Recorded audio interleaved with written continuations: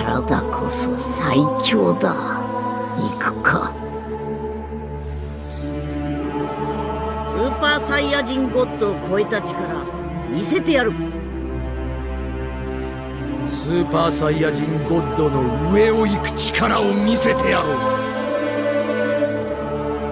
勝負はこれからだ。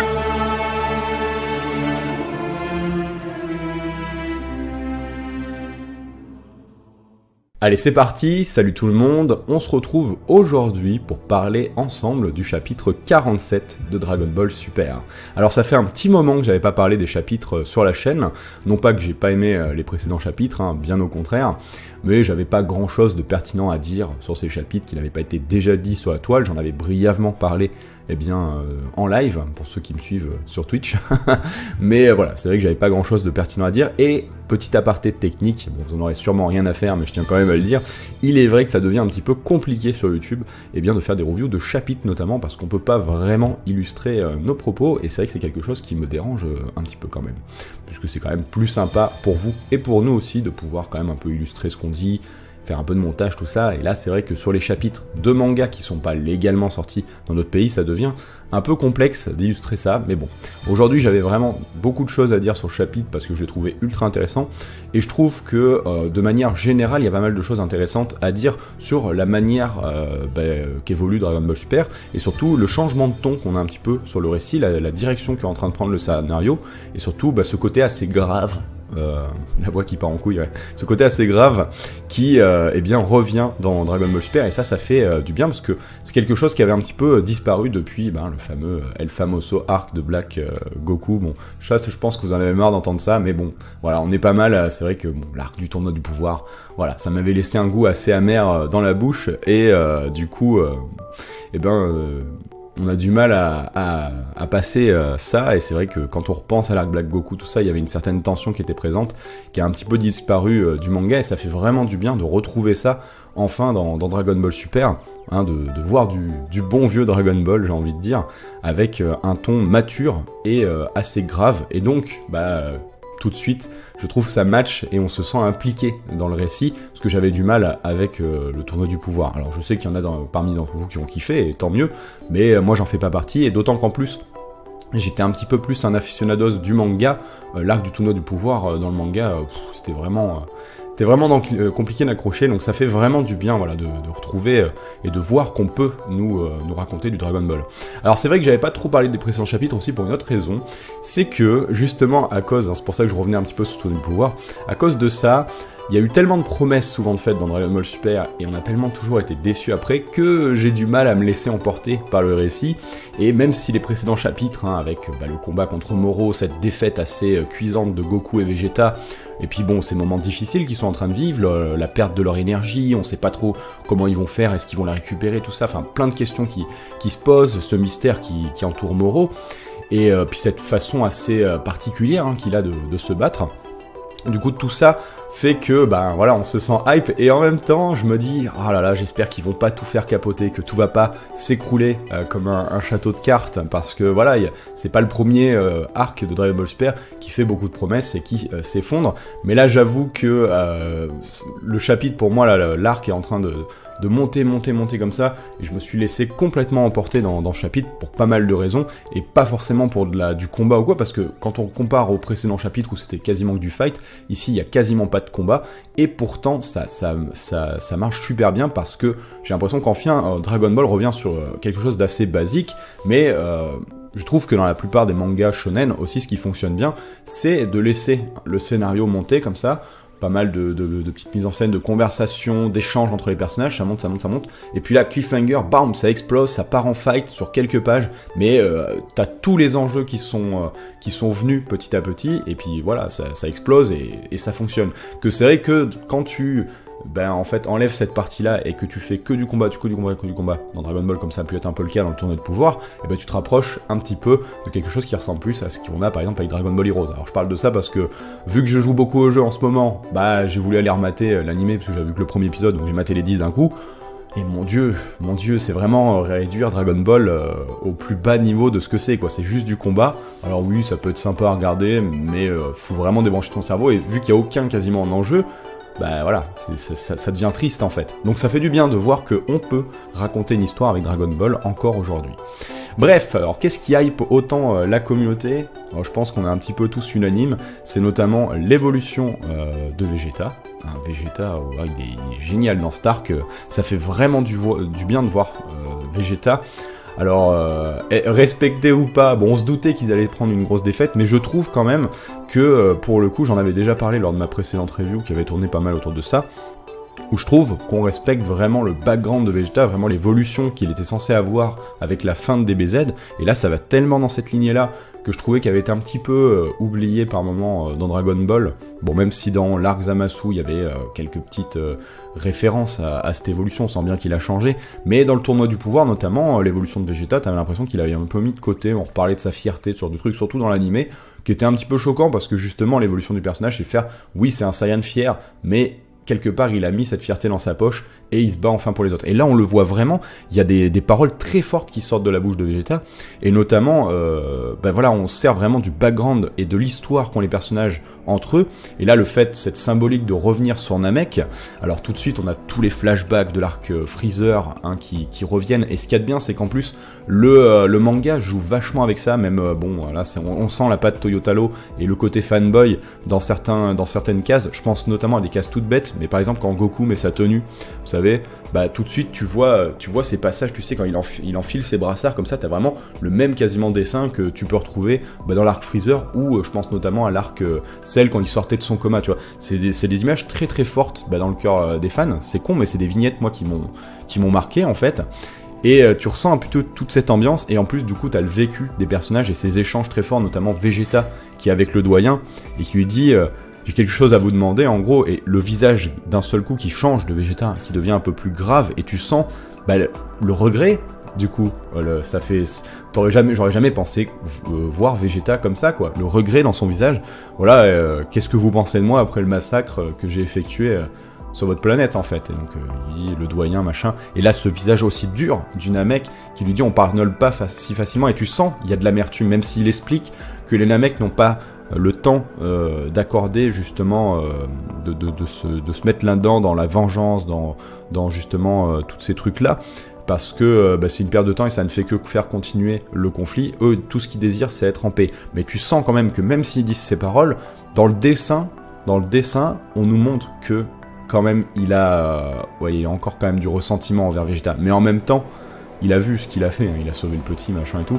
Et du coup, juste après ça, on a Vegeta qui se retrouve aux côtés de Goku. Et déjà, cette image, elle est tellement forte, elles sont tellement fortes ces images, où, on n'a pas d'énergie, il est en train d'arriver, il faut protéger les gens. On va mourir, mais c'est pas grave, j'y vais, quoi. Goku, il y va comme ça, il est tout seul sur son rocher. Et Vegeta qui arrive à côté et qui lui dit... Écoute, si tu survis, promets-moi de restaurer cette planète dans son état d'origine, ce sera ta priorité. J'ai Goku qui est super choqué et qui dit ok. Et déjà, tu vois, juste dans cette phrase, t'as pas besoin d'avoir Sciences Po pour comprendre tout de suite que Vegeta compte se sacrifier, en fait. Surtout qu'il lui dit si tu survis, ça veut dire que déjà ça engage le fait, moi c'est sûr à 100%, je ne survivrai pas, parce que je vais donner ma vie, en fait. Bon, après il y a ce petit échange qui dit, bon, cela dit, il va falloir un miracle pour que l'un de nous deux survive. Et c'est génial, quoi, ce passage, mais qui m'a foutu des frissons. Et je trouve que en animé, tu vois, c'est plus facile de te filer des frissons, parce que tu sais, t'as la musique, on en a déjà parlé, la mise en scène, tout ça. Un animé, je trouve que émotionnellement, forcément, ça transmet un peu plus de choses. Et dans un manga, ça transmet des choses, mais je trouve que c'est plus rare quand même de choper un gros frisson dans un manga, de vraiment... Alors ça arrive, et c'est les meilleurs moments, hein, mais c'est pas facile, tu vois, dans un manga, de faire ça. Et dans Dragon Ball Super, je l'ai pas souvent vécu, ce truc-là, où je tourne la page, bon là, en gros, je clique, hein. On tourne la page, et là, putain, mais d'ailleurs, je vais le faire en live, voilà, tac, parce que bon, je suis sur la page du chapitre qui m'intéresse, justement, voilà, où Moro arrive, et où ils disent, ils nous ont repérés, ils chargent leur énergie, et puis là, pouah, mais cette page 16, ouais, c'est ça, non mais là, où tu as les deux qui se chargent leur énergie et en fait ils galèrent, hein, ils tremblent de partout, ils sont pas régénérés du tout, ils sont à bout, quoi. Et ils se regardent avec le petit sourire. Non mais waouh, le frisson de ouf. Hein. Comme l'a dit le chef sur Twitter, il en parlera certainement dans sa review. Il a mis cette case et c'est vrai, hein, en 3 cases ça raconte plus de choses que tout Dragon Ball Super. Bon, faut peut-être pas exagérer. Bon après j'ai pas la même manière de lire une histoire que le chef et j'ai pas toutes ses connaissances. Mais c'est vrai que mine de rien, ces 3 cases-là, elles racontent mais tellement de choses, mais c'est fou quoi. Juste par le dessin, nous montrer qu'on peut encore, et puis surtout, au-delà du fait qu'elles racontent des choses, elles transmettent une forte émotion. Enfin vraiment, voilà. Je sais qu'il y en a, ils sont à fond sur les fusions, les machins, voilà, ça vous fait kiffer le côté badass, mais le côté histoire aussi, ressentir voilà les 2 personnages qui sont dos au mur, putain, et qui se disent, on va crever, ils se regardent, c'est peut-être leur dernier instant, et on va au casse-pipe, quoi. On y va, quoi. Et là, c'est pas une question, je me bats par fierté, je me bats parce que j'aime le combat et j'aime me battre. Voilà, c'est vraiment, je me bats parce qu'il faut protéger les autres, parce qu'il faut, il faut sauver les gens, et c'est bon, quoi. Donc voilà, pour moi, ça, c'était le gros point fort de ce chapitre. Après, je vais parler brièvement de ce qui se passe après et qui fait avancer un petit peu le Schmilblick. Mais en même temps, vous voyez, pour une fois dans Dragon Ball Super, j'ai pas non plus envie de trop de partir dans des théories, dans des analyses, dans les machins, parce que, tout simplement, je kiffe ce que je vois. J'ai pas envie trop de me faire des attentes, hein, et d'être déçu au final. Je pense qu'aussi, là, on arrive à un arc où il y a eu une telle déception avec l'arc du tournoi du pouvoir, que moi j'en suis arrivé à un point où j'attendais absolument plus rien de Dragon Ball Super en fait. C'était le rendez-vous parce que j'aime Dragon Ball, mais j'attendais plus rien, et peut-être qu'aussi en fait d'avoir ce côté-là, de fait de plus rien attendre, on est un peu plus agréablement surpris. Et donc j'ai pas envie de trop de me faire d'attente, mais c'est vrai qu'après la manière dont avance le scénar est plutôt intéressante.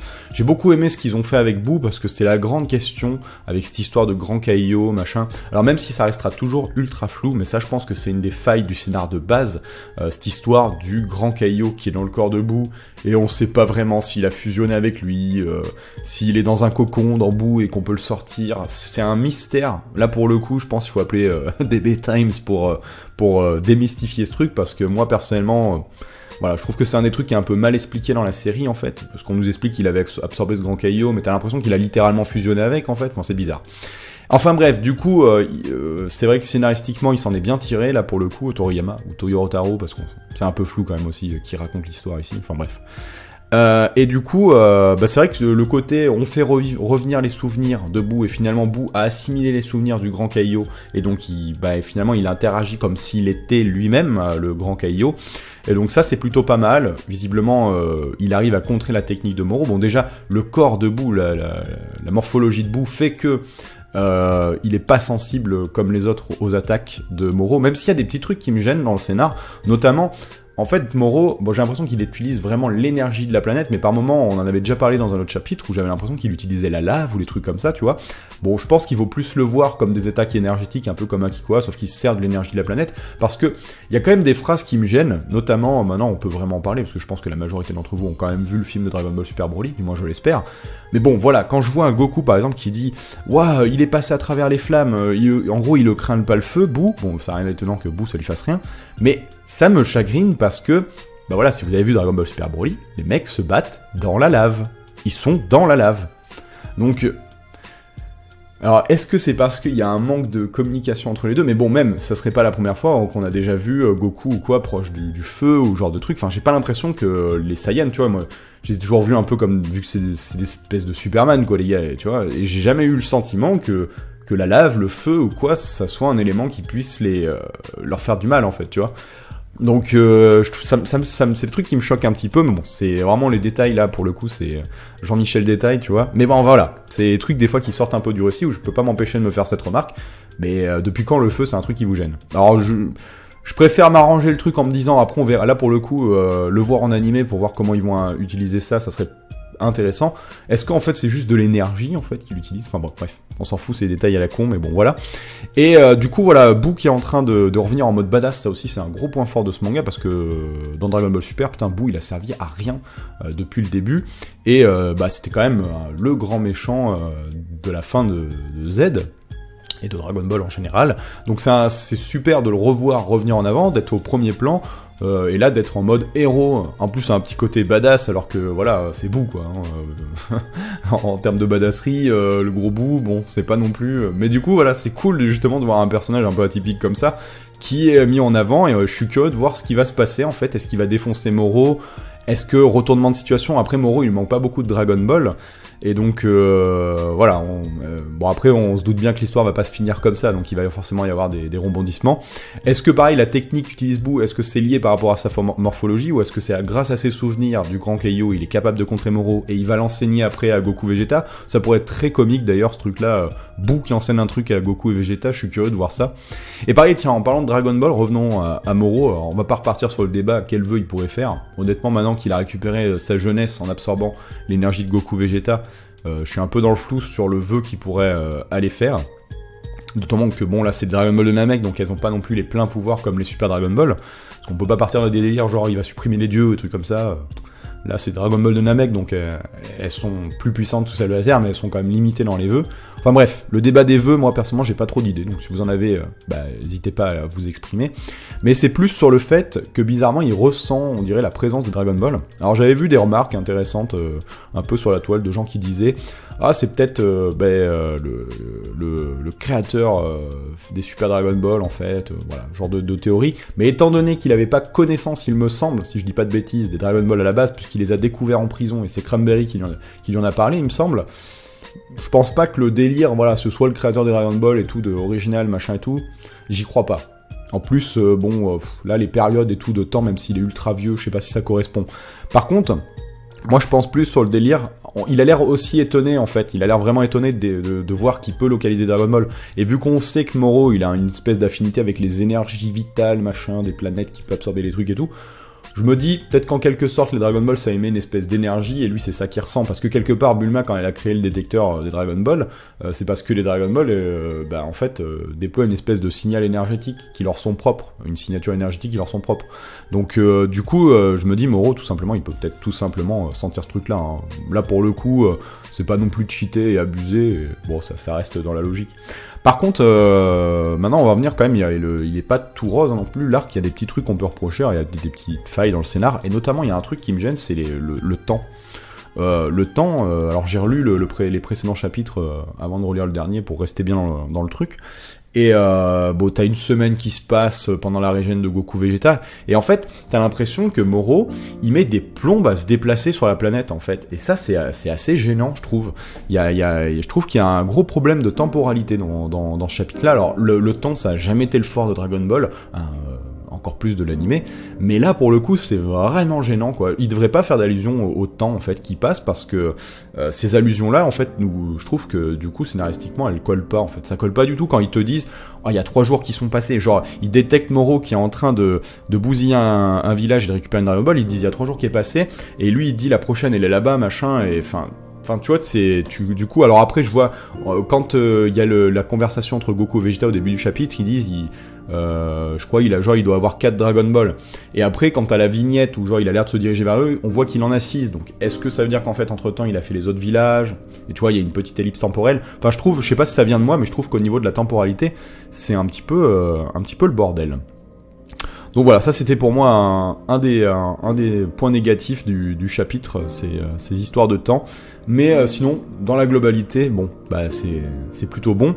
Et après, dernier aussi un truc très intéressant, c'est donc le sauvetage finalement de Goku et Vegeta par Milus. Milus qui est un personnage ultra intéressant. Bon, je pense que exit les théories que c'était un ange, machin et tout. Bon, moi c'est vrai qu'au début je m'étais vraiment posé la question, parce qu'en plus on aurait pu faire un truc intéressant. Bon, visiblement pas du tout, hein, parce que déjà la réaction de Moro, il a pas l'air spécialement de le connaître et tout.